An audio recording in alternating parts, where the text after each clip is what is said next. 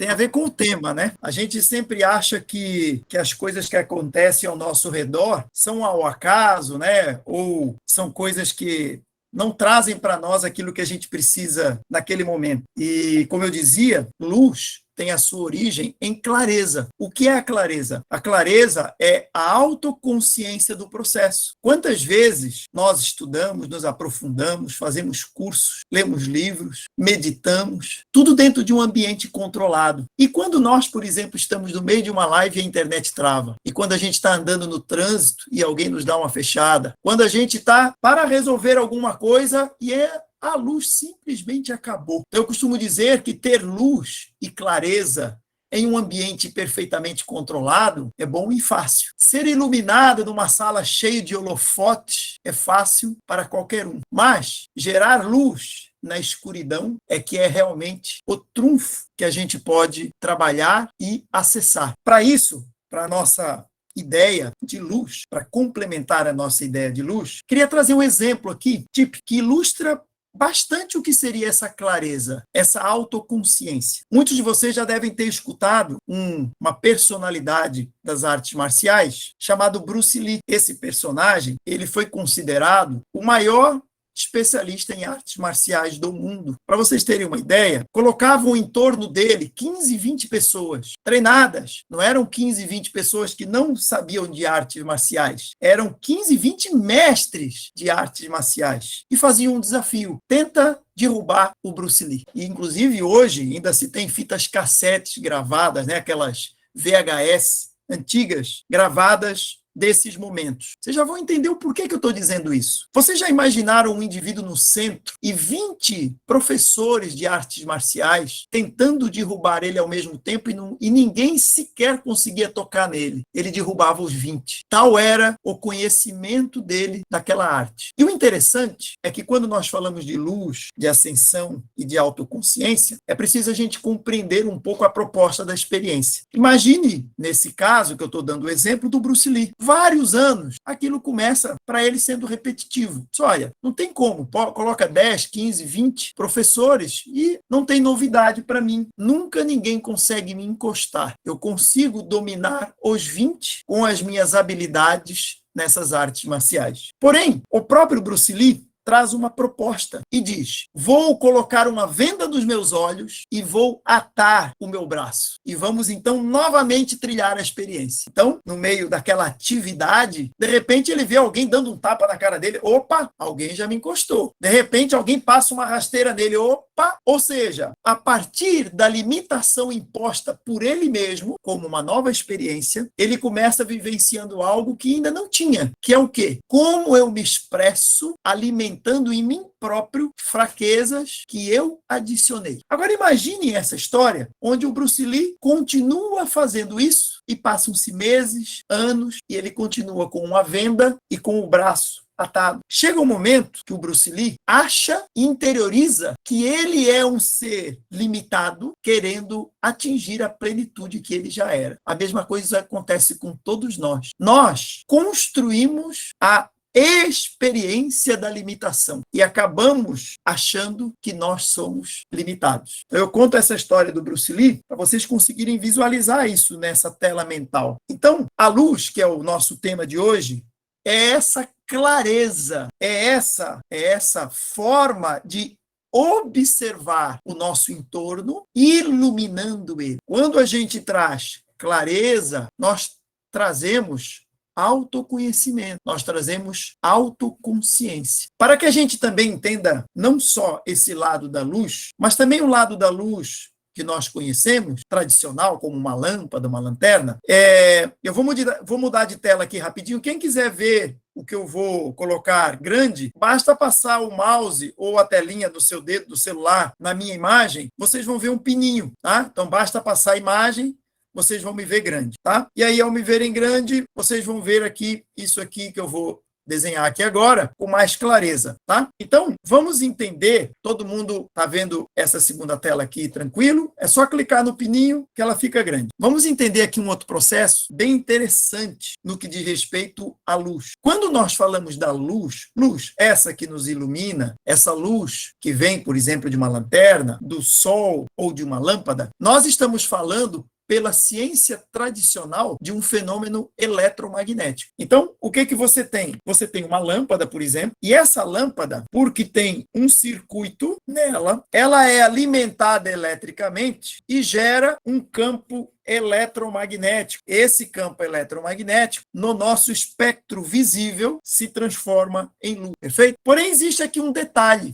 bem interessante, que é o seguinte: a luz só é criada através de atrito. Então, imagine aqui, nesse ponto, que está sendo gerado um campo magnético. Quando esse campo magnético entra em choque com um campo magnético externo, que permeia tudo isso, o atrito, o choque desses dois campos magnéticos gera aquilo que nós conhecemos como luz. Então, aqui, traz outro ensinamento para nós, que a luz se faz através do choque.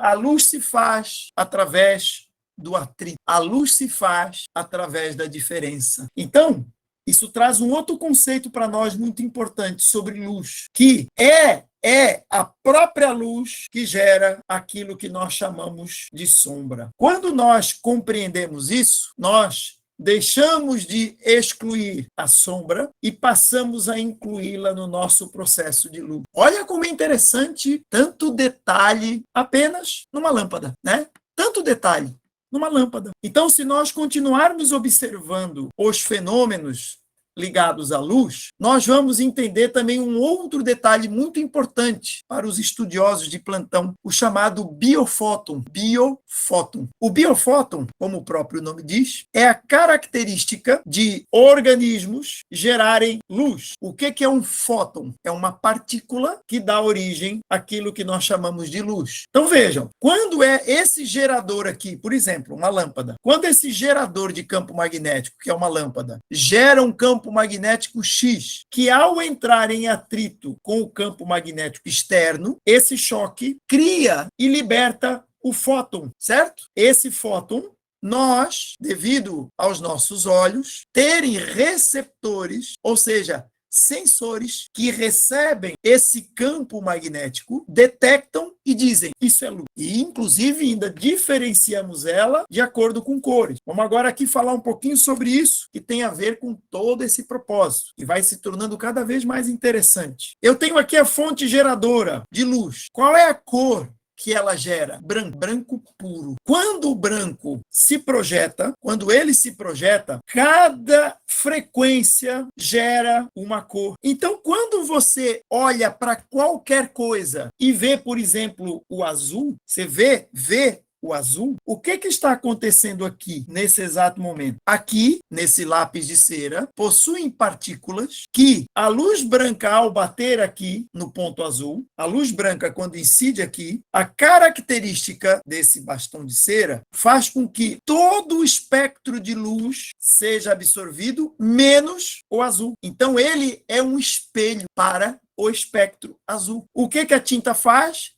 Absorve tudo e reflete o campo luminoso azul. Daí, você começa compreendendo que a reunião, ou seja, a soma de todas as cores, sem deixar nenhuma de fora, é que faz o branco. Quanto mais cores eu não deixar de fora, maior a pureza do branco. Isso nos remete a uma outra reflexão, que é: somos luz através da associação de todos nós. Quando alguém fica de fora, eu tenho um espectro limitado de acordo com a visão da luz. E trazemos aqui uma outra ideia. O azul é mais importante que o verde? É mais importante que o laranja? É mais importante que o preto, que o branco, que o rosa? Aqui nós começamos a ver, com o conceito de espectro, que não existem cores mais importantes, porque todas elas são frações, fragmentos da mesma origem. Mais uma vez, remetendo até nós. E tudo isso tem a ver com clareza, que é a origem da luz. A gente poderia trazer inúmeros temas relativamente a isso, luz. Mas esse aqui em especial, ele começa trazendo para nós tudo aquilo que vocês vão aprender e ver dentro do propósito desses workshops, que é trazer a clareza de que você não é o azul querendo chegar ao branco. Você é o branco se auto-experimentando como azul. Isso muda tudo. Quando você entende isso, que o azul, qualquer azul, esse azul, ele não é um azul coitadinho, pequenininho. Ele é o branco. Ele é o branco, se auto-experimentando como um azul. A questão é que nós acabamos desfocando e trocamos essas ideias. E, logicamente, a gente sabe que o tema de hoje não é esse, mas isso também faz parte da experiência, conforme eu dei o exemplo do Bruce Lee. Então, civilizações e civilizações foram pegando essa troca de conceito e estimulando elas em nós. Você é pequeno, você não presta, você não é capaz, você não tem condição, você precisa de mim. E isso já se segue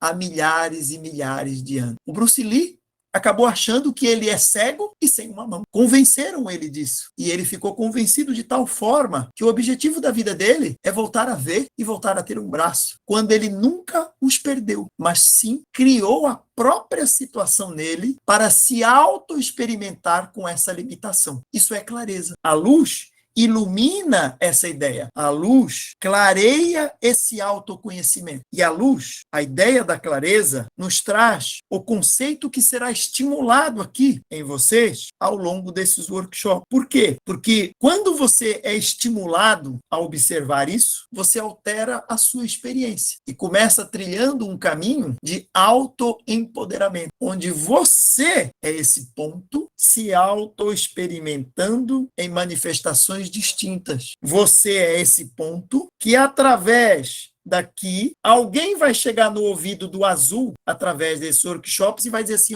você é azul, lindo, brilhante, mas você é a ramificação da origem criada por você. E quando a gente se apercebe disso, não racionalmente, porque muito provavelmente todo mundo está entendendo o que eu estou dizendo, a gente está falando a mesma língua. Porém, entender isso é fácil. Eu não estou dizendo aqui, não estou colocando equações matemáticas.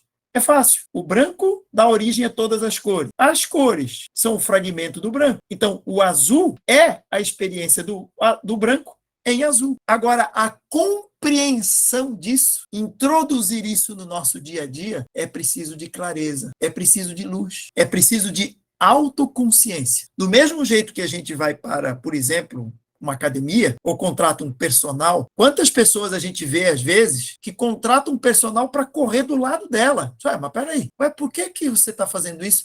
Não, porque sem ele eu não tenho estímulo. Então, repare, o personal está correndo por você, o personal que está ali do seu lado, está respirando por você? Os músculos que o personal está trabalhando a tua biologia? Não, mas ele está fazendo algo curioso. Ele está estimulando dentro de você aquilo que você tem. Então, para mim, todo esse projeto é o personal da alma. Ou seja, são eles que vão fazer por você?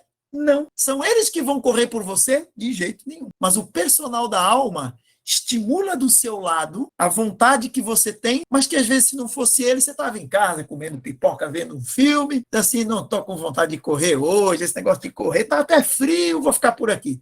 Mas o personal vem e pega no seu pé, vamos lá, e é hoje, e depois ainda vem, né, o trauma que ainda colocaram na nossa cabeça, estou pagando, vou fazer, né? Porque, acreditem, infelizmente, a grande maioria vai dizer assim, é de graça. Personal, hoje não estou afim, amanhã não estou afim, amanhã não estou afim, hoje está chovendo, hoje está frio. Não, eu vou fazer porque, meu Deus, estou suando para conseguir pagar o meu personal. Então, eu vou fazer. Então, vocês vejam que até esse lado é positivo, porque é ele que nos move, é ele que tira a gente da frente da televisão da pipoca e diz assim, eu vou fazer. Nossa, eu vou fazer, o personal está aqui, eu vou fazer.